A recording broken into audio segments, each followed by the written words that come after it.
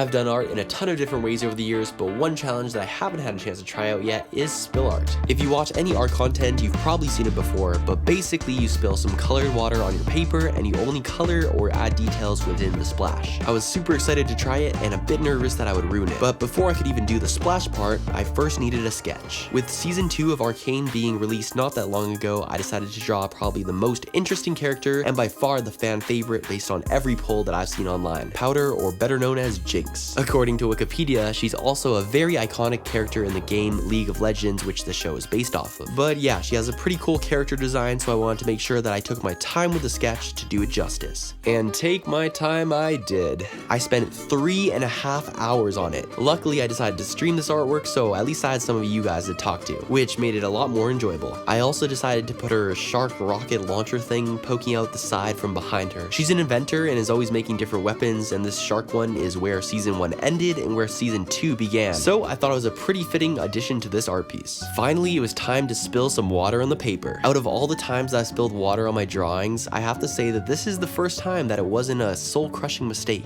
I decided to use blue food coloring water since that's like Jinx's main color other than pink. I think I should have used some more coloring in the water because after it dried up, it wasn't as blue as I was hoping for, but it did the job, so I can't complain. Now you may be thinking, after spending 3.5 hours on the sketch and coming to a stopping point, any sane person would wait for it to dry and continue the artwork the next day. Well, quite like Jinx here, I might not be as sane as one would hope. So after letting it dry for only 10 minutes, I got right back to work, wanting to get it all done in one go. I traced the spill outline with a fine liner to make it easier to see, which I was super happy I did when it came to the coloring stage. For this stage, the art supply brand Arrtx was kind enough to send me one of their sets of 36 acrylic paint markers, which I was super excited to try out. And lucky for my less than sane self, they are waterproof, so I didn't have any problems putting them on the paper that only had 10 minutes to dry. I'm also just realizing now that the box and the markers themselves have little clouds on them, which is perfect for this drawing because the tattoo design thing on Jinx's arm is also clouds. Now getting into the coloring, I started off using a base layer of color for all the sections. Using paint markers, I knew that it would be a smart move to wait until I was done with the coloring to do the line art, since else the paint would cover the lines and I would have to redo them anyways. The markers themselves felt very smooth and satisfying going down on the paper. They have brush tips, which in my opinion is the most important factor in making markers feel high quality.